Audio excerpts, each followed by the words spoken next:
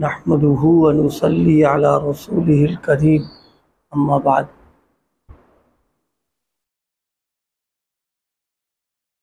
ہم سب لوگ اللہ کے بندے بھی ہیں اور محتاج بھی ہیں۔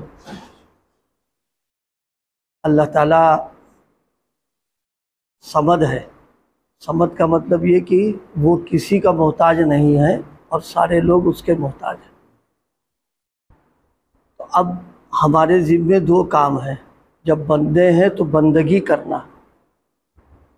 اور بندگی میں مسلسل لگے رہنا۔ اسی کے ساتھ ہم محتاج ہیں تو اپنی تمام ضروریات میں اس کی طرف متوجہ ہو کر کے مانگنا، سوال کرنا، ہاتھ پھیلانا، یہ دو تقاضے ہمارے ساتھ ہیں۔ اسی لیے سورہ فاتحہ میں روزانہ جب اللہ کے سامنے کھڑے ہوتے ہیں تو انہی دو چیزوں کا اقرار کرتے ہیں۔ ایک تو ایاک نعبد، دوسرے و ایاک نستعین۔ ایاک نعبد گویا ہمارا اور اللہ کا جو رشتہ ہے اور جو تعلق ہے، ہم اس کا اظہار کر رہے ہیں کہ اللہ معبود ہے، ہم آپ کے بندے ہیں، ہم آپ ہی کی عبادت کرتے ہیں۔ یعنی کسی اور کے سامنے جھکنا، کسی اور کی عبادت کرنا، کسی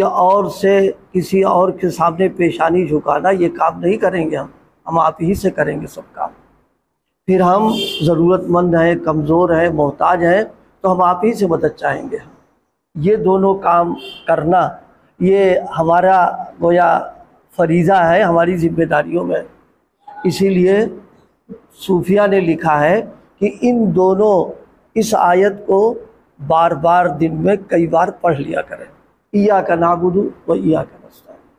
ایاک نعبد و ایاک نستعین جب پڑھے گا تو اس کا اثر اپنے اوپر یہ ظاہر ہوگا کہ چاہے کتنا ہی بڑا ہو، وہ کسی بھی اعتبار سے ہو، جب نستعین کہے گا تو احساس ہوگا کہ ہم محتاج ہیں، ہم کمزور ہیں، ہم ضرورت مند ہیں، بغیر اللہ کی مدد کے ہم کچھ نہیں کر پائیں گے۔ ایاک نستعین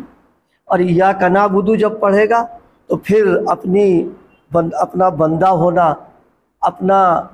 اللہ کے سامنے بے حیثیت ہونا اور اللہ ہی کے سامنے گویا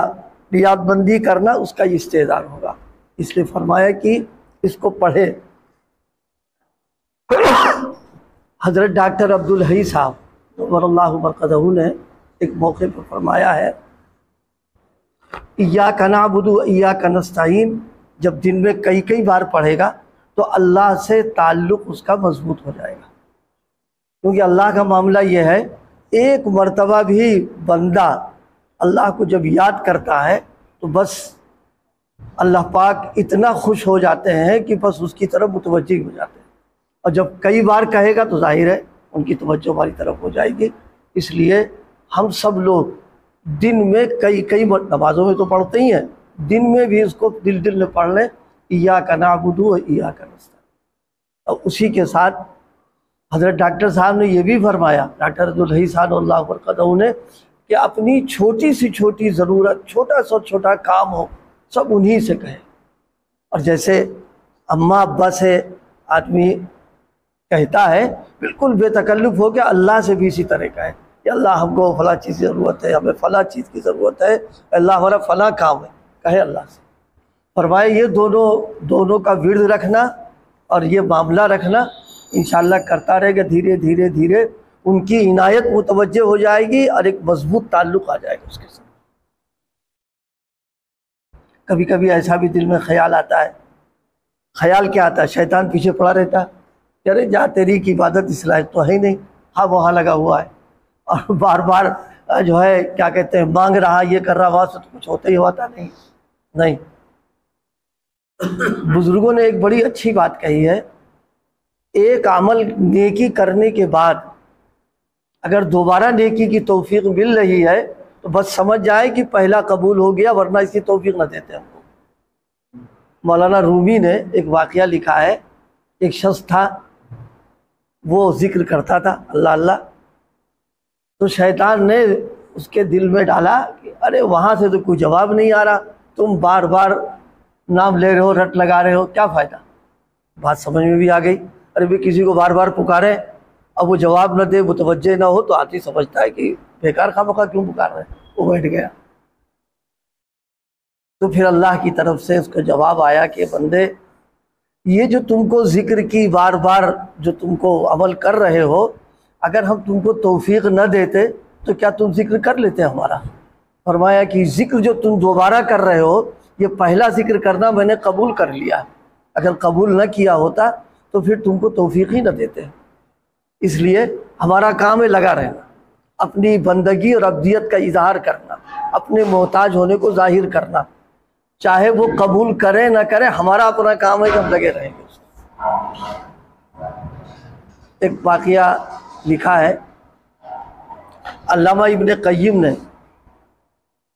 کہ ایک ماں بہت ناراض، بہت خفا ہوگی بچے پر،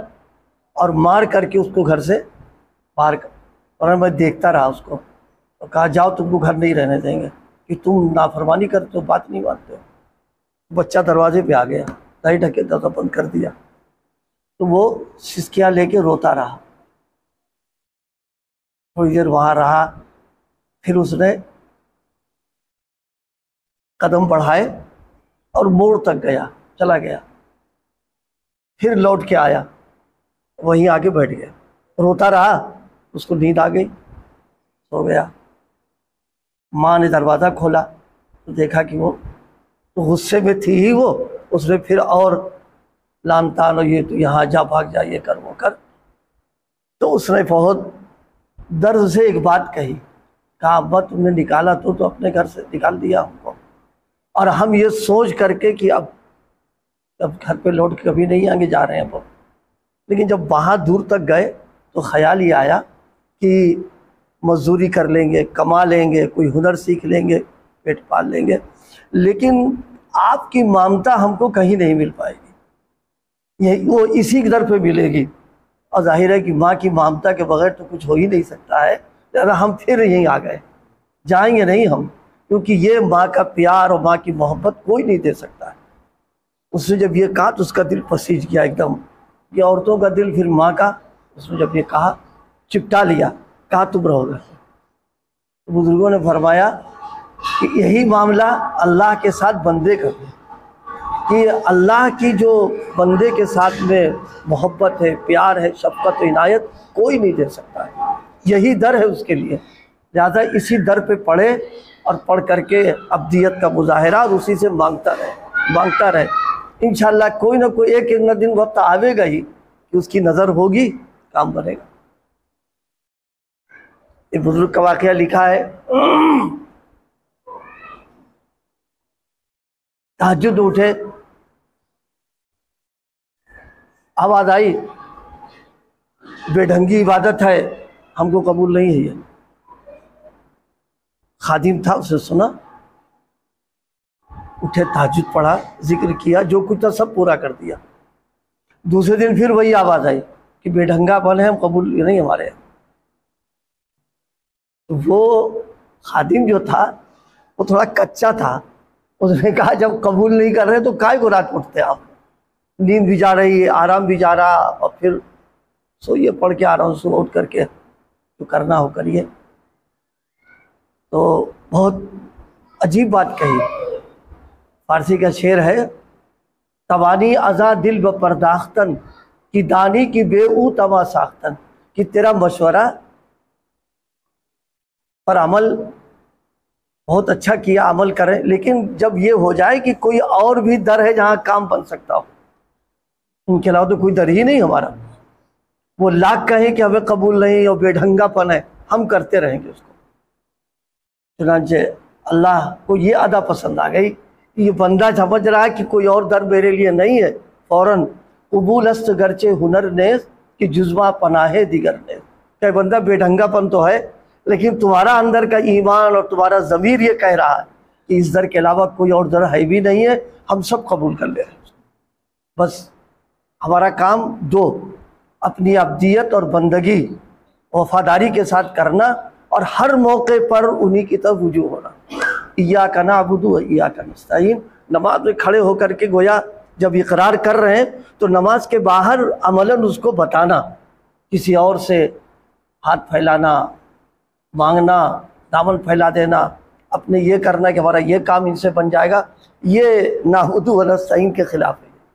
اس لیے اللہ پاک نے چونکہ بندہ بنایا تو بندہ بن کر کے رہنا اور دعاؤں میں مانگنا کہ اللہ عبدیت سکھا دیجیے، آپ ہم کو عبدیت کے آداب بتا دیجیے، عبدیت کے اللہ پاک صفات پیدا کر دیجیے ہمارے اندر، تاکہ دنیا میں رہیں بندہ بن کر کے، بڑائی نہ پیدا کیجیے ہمارے اندر، کیونکہ کبر تو اللہ کو بہت ناگوار ہوتا ہے، اس سے تو آدمی بالکل ناکام ہو جاتا ہے۔ تو آج جو بات عرض کی ہے وہ یہ کہ اللہ پاک ہم سب کو اپنی عبدیت کے لیے قبول فرما لے اور اپنا بندہ بنا لے، یہی مانگنا حضرت نبی کریم صلی اللہ علیہ وسلم روایات میں ہے، آپ باقاعدہ اقرار کرتے تھے، اللہم انی عبدک، اللہ ہم تو آپ کے بندے ہیں، ابن عبدک، ہم تنہا بندے نہیں، آپ کے بندے کی اولاد ہیں ہم، اور ابن امتک، اور آپ کی بندی کی ہم اولاد ہیں، یعنی ہم سب بندے ہیں اللہ، جب بندے ہیں تو بندگی سکھا دیں آپ ہم کو، اور بندگی کے آداب اور طریقے اور بندگی والی چیزیں اللہ ہمارے اندر پیدا کر دیجیے آپ، کہ ہم کو اگر کوئی دیکھے تو دیکھنے کے بعد محسوس کر لے ہماری نقل و حرکت سے کہ واقعی یہ بندہ ہے۔ نماز میں تو بہرحال چونکہ شریعت کا حکم ہے تو ایک غلامانہ طریقہ 5-10 منٹ کا ہو جاتا ہے، لیکن نماز کے باہر بھی اللہ یہ کیفیت پیدا کرتے ہیں ہمارے لیے، بس اس کے لیے یہی کہ دعاؤں کا اہتمام اور دن میں مختلف اوقاتوں میں اس کو پڑھتے رہنا، معنی کے استعار کے ساتھ ایاک نعبد و ایاک نستعین،